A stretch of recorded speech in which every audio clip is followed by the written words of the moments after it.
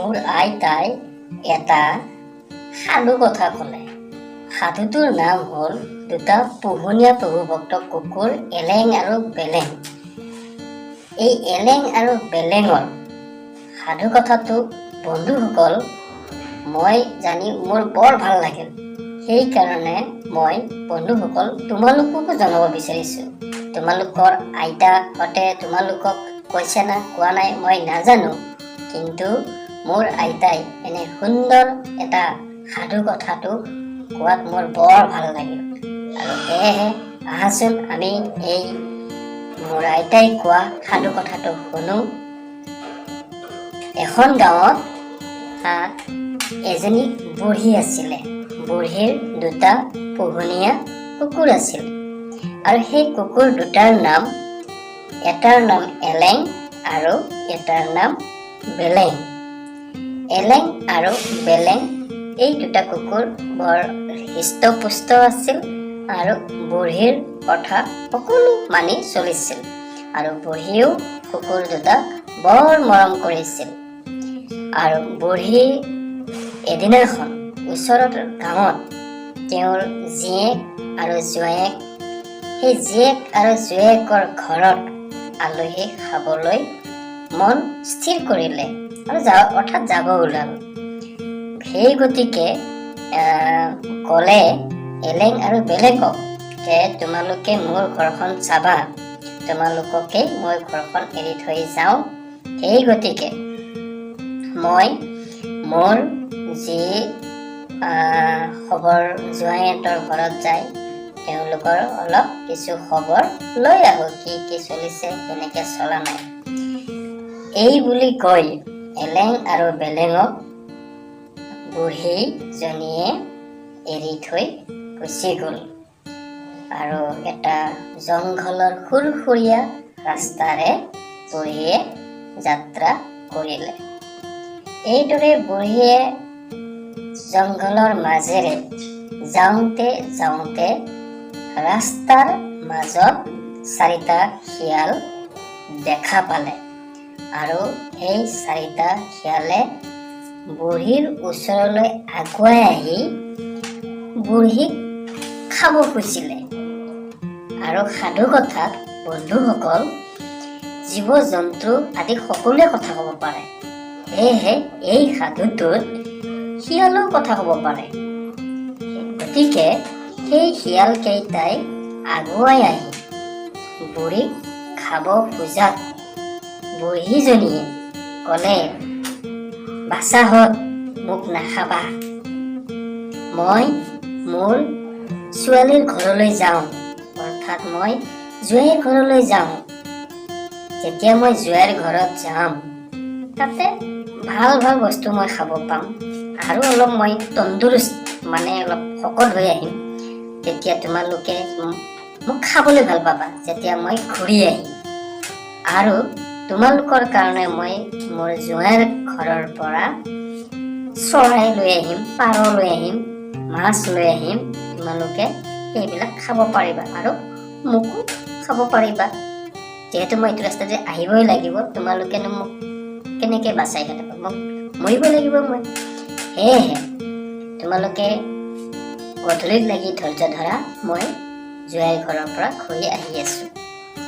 এই বুলি শিয়ালকেইটাক ফুচুলোৱাত বুঢ়ীৰ সেই ফুচলনিত শিয়ালকেইটা মান্তি হ'ল আৰু ক'লে, বুঢ়ী যা তই ঘূৰি আহি আৰু আমাৰ কাৰণে হাঁহ চৰাই যি পোৱা জোঁৱাইৰ ঘৰৰ পৰা চব লৈ আহিবি।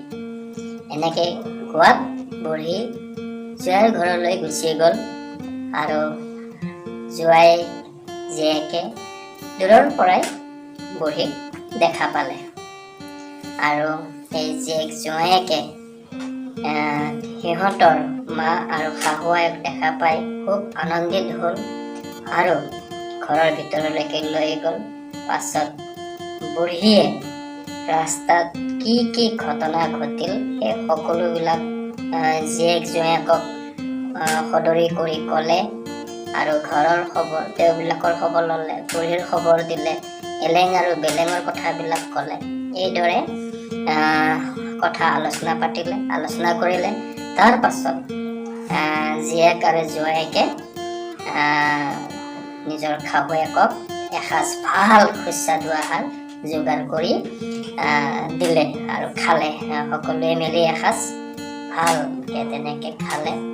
খাই তেওঁবিলাকে জিৰণি ল'লে, ৰেষ্ট ল'লে। আৰু ভাটিবেলা গধূলি সন্ধিয়া হৈ আহিল। সেই ভাটিবেলাৰ সময়ত যেতিয়া ঘৰলৈ ঘূৰি আহিবৰ সময় হ'ল, তেতিয়া বুঢ়ীয়ে আকৌ সেই কথাটো জোঁৱাক জীয়েকবিলাকক ক'লে, মোকতো আগৰিবই সিহঁতে, শিয়ালকেইটাই, হয়তো বাচি যাব লাগিব। কিবাকে সিহঁতক মই অলপমান ফুচুলাই ফাচলাই হ'লেও মই আহি এইবিলাকে মান্তি হ'ল। কিন্তু এইবাৰ সিহঁতে মোক ধৰিবই, মোক হাঁহ চৰাই নিব দিছে। এতিয়া মই কি কৰা যায়, কেনেকৈ যাওঁ? তেতিয়া জীয়েক জোঁৱায়েকে ক'লে, মাই আমাৰ এটা ডাঙৰ কোমোৰা নিচিনা বস্তু এটা আছে, অৰ্থাৎ কোমোৰাই আছে, শুকাই আছে ডাঙৰ কোমোৰা।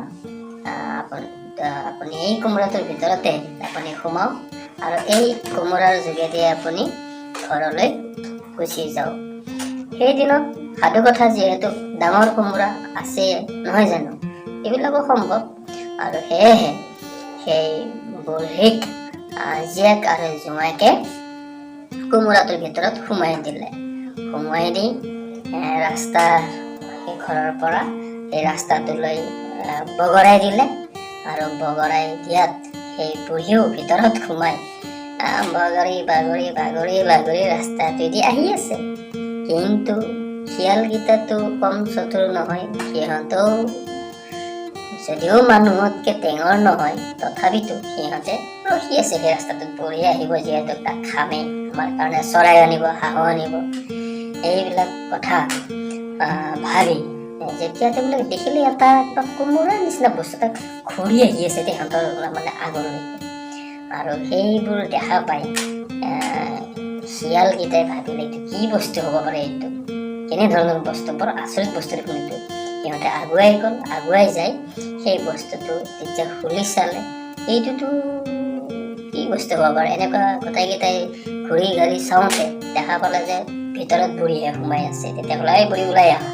তেতিয়া বুঢ়ীয়ে কোমোৰাটোৰ পৰা ওলাই আহিল।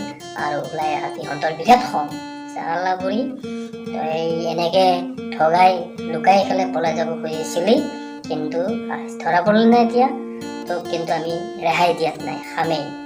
আৰু এটা কথা, তই যদি এইমাত্ৰ মৰিব খোজা নাই বুঢ়ী, তই আমাক এটা গান শুনাও আৰু নাচি দেখুৱাও। বুঢ়ীয়ে এটা ভাল চান্স পালে, বঢ়িয়া এটা সুবিধা পাই গ'ল বুঢ়ীয়ে, যে গান গাব দিছে। তাৰমানে আহি যিহেতু ঘৰ ওচৰ পাইছি, এলেং আৰু বেলেঙক যদি গানটো শুনোৱা যায়, মাতি দিয়া যায়, তেতিয়া এলেং আৰু বেলেঙে মোক নিশ্চয় ৰক্ষা কৰিব, এইদৰে বুঢ়ীয়ে ভাবিলে। আৰু তেতিয়া শিয়ালকেইটা ক'লে, এইখিনিত নহয়, অলপ আগুৱাই ব'ল, তাতে মই গানো গাম, নাচিমো, আৰু মোৰ এতিয়া নাচি ভাগৰ লাগিব, তেতিয়া তহঁতে মই পৰি যাওঁ, তহঁতে মাৰি খাবি মোক। এই বুলি কোৱাত শিয়ালকেইটাৰ বৰ ভাল লাগিল। সেই শিয়ালকেইটাই ক'লে, হ'ব আগত ব'ল, এই বুলি কৈ আগত আহি নাচিলে। কি কয়, তেওঁবিলাকেও হাত চাপৰি বজালে, কাৰণ বুঢ়ীয়ে গীত গালে, নাচিলে। বুঢ়ীয়ে কি বুলি গীত গালে জানেনে বন্ধুসকল? বুঢ়ীয়ে গীত গালে, এলেং ঐ বেলেং, এলেং ঐ বেলেং, চাৰি শিয়ালে চাপৰি বজাই বুঢ়ীৰ নাচন চাই, চাৰি শিয়ালে চাপৰি বজাই বুঢ়ীৰ নাচন চাই। যেতিয়া এনেধৰণে বুঢ়ীয়ে চিঞৰি চিঞৰি জোৰকৈ গানৰ নিচিনাকৈ গালে, তেতিয়া সেই এলেং আৰু বেলেঙে বুঢ়ীৰ আৱাজটো জানিলে, এইটো যে আমাৰ বুঢ়ীৰ মালিকনীৰে আৱাজ। সেই শব্দটো শুনি তেওঁবিলাকে খুব সোনকালে ততাতয়াকে বুঢ়ীক বচাবলৈ দৌৰি গ'ল। আৰু দৌৰি যাই সেই শিয়ালকেইটাক আক্ৰমণ কৰিলে। আৰু সেই শিয়ালকেইটাক সিহঁতে এলেং আৰু বেলেঙৰ লগত কামোৰ খাই মাত সিহঁতে একদম পাছত দেখি লেজ দাঙি দৌৰিব ধৰিলে সিহঁতে। আৰু এটা সময়ত বুঢ়ীৰো ৰক্ষা কৰিলে, আৰু বুঢ়ীয়ে আৰু এলেং আৰু বেলেঙে ঘৰলৈ উভতি আহিল। গতিকে বন্ধুসকল, তোমালোকে এই কাহিনীটো কেনে পালা শুনি পেলাই? মোৰ আইতাই কোৱা সাধুটো মোৰ খুব ভাল লাগিল, আৰু সেইকাৰণে মই এই সাধুটো তোমালোককো জনালোঁ। আৰু আইতাই মোক বহুত সাধু কৈছে। তোমালোকে যদি আৰু সাধু শুনিব ইচ্ছা কৰা তেতিয়া মই আৰু ক'ম, আৰু তেনেকৈ মই লৈ আহিম। তোমালোকে কেনে লাগিল কমেণ্টছত জনাবা, আৰু চেনেলটো তোমালোকে শ্বেয়াৰ কৰিবা আৰু ছাবস্ক্ৰাইব কৰিবা। ধন্যবাদ।